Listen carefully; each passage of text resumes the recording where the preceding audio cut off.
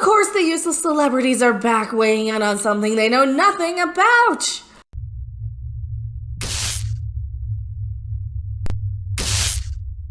I am Mecca, and who are you? Why are you here? I'm Rob off camera. And Daryl Hannah, she played a mermaid once in Splash, one you could actually see, is saying, "The Little Mermaid is black. I met her there. Don't be a racist dork."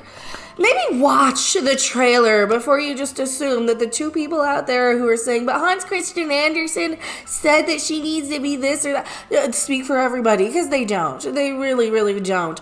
I am a huge anti-Disney person. I do not care about Disney. I've never liked Disney because this was one of the movies that used to say, "Oh yeah, you're going to fall in love with 3 days and a prince is going to come and solve all your problems and you're going to get married and live happily ever after." It's all garbage. It's all BS. And Disney is the biggest perpetuator of that crap. And they've been doing that my entire life. So I don't want to hear one positive thing about Disney ever. Especially out of these stupid celebrities' mouths, okay? So, Daryl Hannah, you played a mermaid in Splash. You did okay. You also played a cave bear chick, a degenerate prehistoric human wandering around in a cave somewhere. You played a replicant, all right. You played a crazy person with one eye, and now you're telling us that the Little Mermaid's a fake character. It's a fake thing. It's Fakey McFakesville again. I don't care what color anybody is in Fakey McFakesville, but of course we got all of the celebrities, all the usual ones. Wonder Woman herself. People are mad that the Little Mermaid is black. The lady who is also a fish, who lives under the sea, whose best friend is a talking crab. I'm with ya. I think that the more people are just saying that people are mad that the Little Mermaid is a certain color than actually are mad, because I think I can point out maybe 2 people who are upset that they've race swapped again, but most of this is just this crappy fake outrage marketing. Most of this is just this garbage they call it fan baiting. I call it rage bait, outrage marketing, all this other stuff. We have this whole thread about fan baiting as a form of marketing used by producers, film studios, and actors with the intent of artificially inflating controversy, garnering publicity, and explaining away the negative reviews. And the sad thing is, it works because these studios, they don't really see likes or dislikes as a win or a loss. They see it as engagement. And Kathleen Kennedy's even done a video, or we did a video on Kathleen Kennedy talking about this a while ago, where it's all about the engagement and interaction and the activity. Speaking of the engagement, we've got the up versus down vote. YouTube doesn't really count it negatively, though, when you do get downvoted, I'm hearing. Or I don't know if they've changed that. They used to not count one way or another. Let's check in with the trailer to see how many downvotes we're at with the extension thing. Okay, let's get a drum roll. Drum roll. And here we go. 3, 2, 1. Oh, wow. Oh, it's over 2 million. It is over 2 million. We can't even get 1 million likes on this thing. Out of 16 million views, all this controversy, and these people who support it can't even drop a thumbs up on this. If you double the number here, the number of likes, it still doesn't even equal the number of dislikes. Wow. Holy crap. But this is all they're looking for. They're looking for this controversy, and that's what this thread on Twitter we're going to get into talks about. And then we'll get to the fix. I promised you a fix. Now, they go on to explain all this. You want to read through some of this? Fan baiting emerged as a marketing strategy in 2016-17 after fans of their beloved franchises such as Ghostbusters and Star Wars objected to what they saw as poor writing choices, sloppy scripts, cheap alterations to plot lines and characters for the sake of shock value. Alongside these critics, there was a small group of bigoted and vociferous commentators who objected to the inclusion of black and female actors in roles traditionally held by white male actors. Oh, those Ghostbuster reviews, ain't no woman gonna bust no ghosts, those were fake and written by the studio. Yeah. Some of these individuals began publicly harassing actors. No, they didn't publicly harass actors. Oh, I hate that. That's a lie. A lot of these places, these are marketing accounts that they hire. This is another stage of it. They hire a marketing account to slide into some actor's DMs who's new to acting, haven't closed their social media yet. Yeah. Bigots have always attacked diversity on screen, but in highly polarized political climate, instances of harassment Garnered disproportionately, that doesn't make sense, massive media coverage, which provided production studios with both free publicity and new defense against cultural critics. She spells defense with a C. Studios seized the opportunity to discredit criticism, poor writing, and acting, insinuating that these two were motivated by bigotry. What used to be accepted as standard critiques were increasingly dismissed as part of ignorant commentary of a quote-unquote toxic fandom.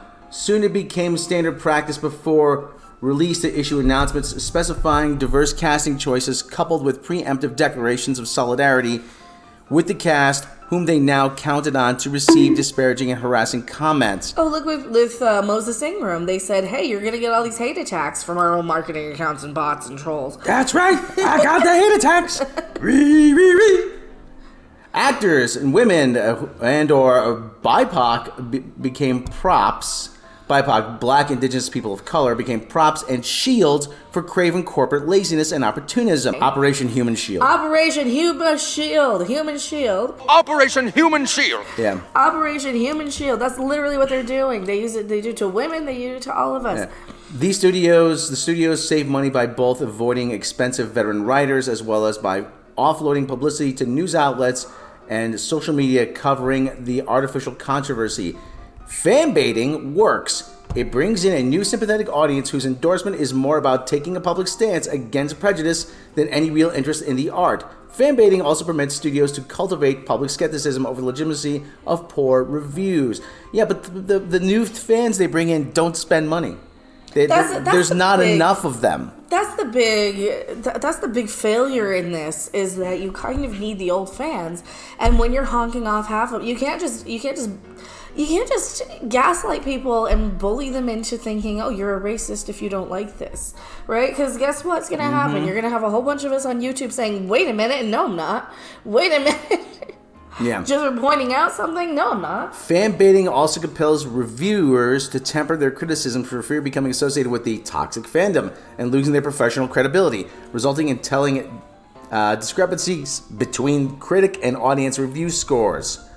The true nature of fan baiting is never as clear as when the script is well crafted and the audience reviews are accordingly positive, exposing announcements, declarations of solidarity, and grooming of skepticism. Grooming. He said grooming. Hey, so remember when they were trying desperately with House of Dragon to say that people were upset with the cool black guy from the yeah and then everybody loved the show and nobody complained about it. And then when it was good, there was because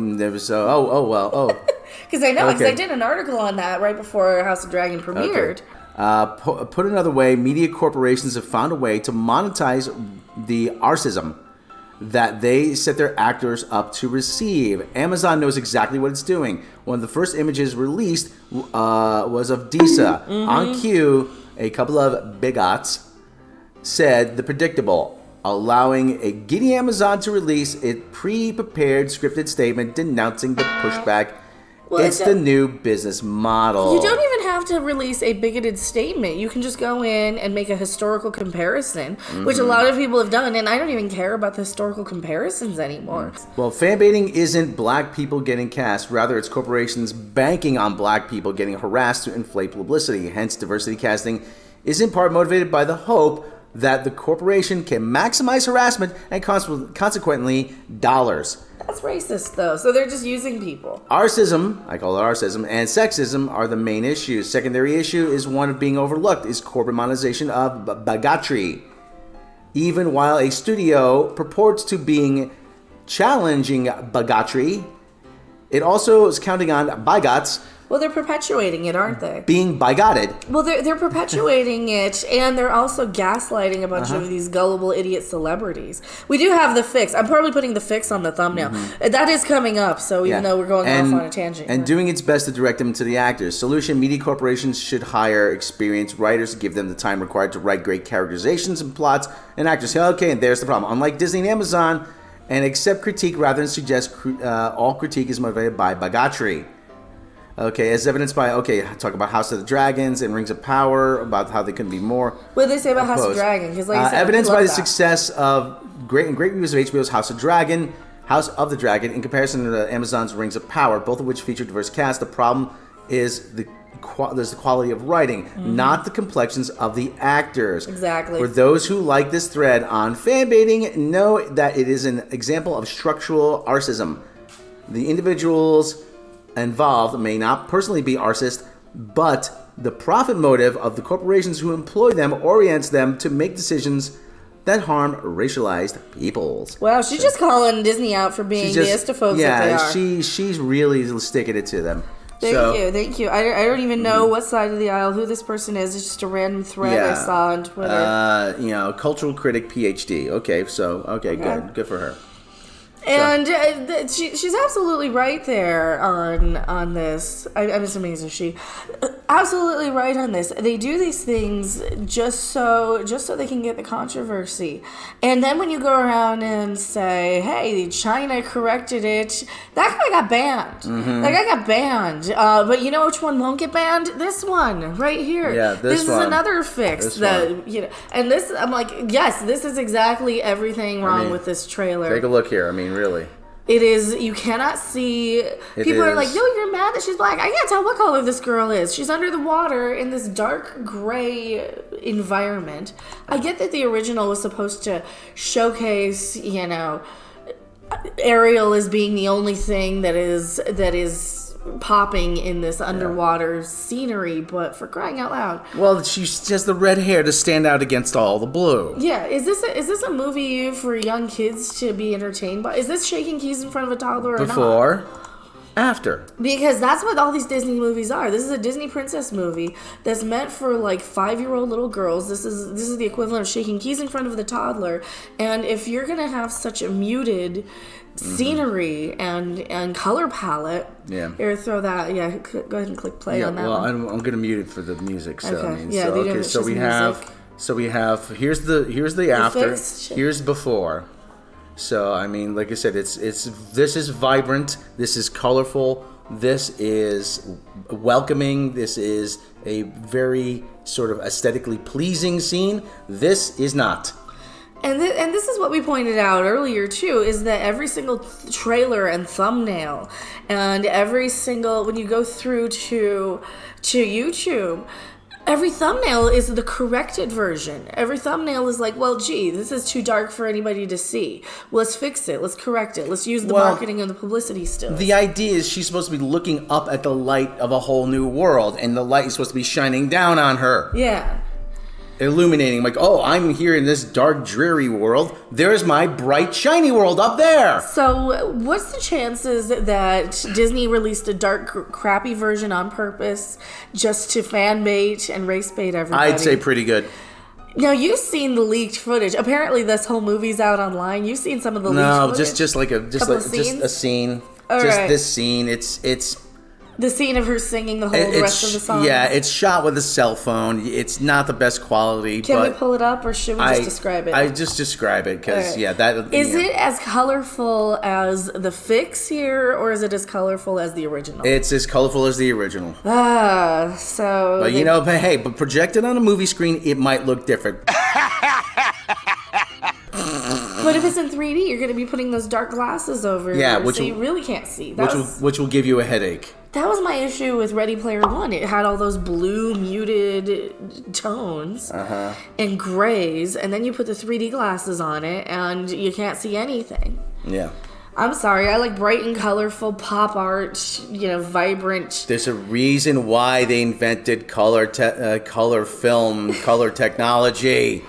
Yeah, just to go back to being black and white now. Did you know the reason why the original uniforms in Star Trek, the original series, was because of color TV? Yeah. They wanted people to see them in color, so they gave everybody a different, vibrant color. Well, this was always one of the big appeals of Disney anyway. You go in and they didn't... In glorious Technicolor! Yeah, they didn't have to keep them all black and white. Like, they were doing these fully animated, full-color feature films back when everything was black and white still, when most films were black and white, unless they had a giant budget. That was one of your hallmarks of Disney. And now this has just turned into another garbage. It could be any studio doing this. This could be Warner Brothers. It could be any studio doing another boring remake. So Yeah, so I haven't got much more to say. Like you said, the big appeal, Snow White, first animated color feature.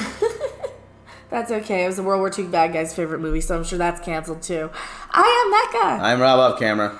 And if they think that a woman of color is gonna clean up after 7 short guys, that's Disney for you. They're racist as fuck. Bye. Bye. Thanks for watching. If you liked it, make sure to hit that like button. And if you want to see more, don't forget to subscribe. See you in the next video. Bye. Operation Human Shield. Hey, wait a minute!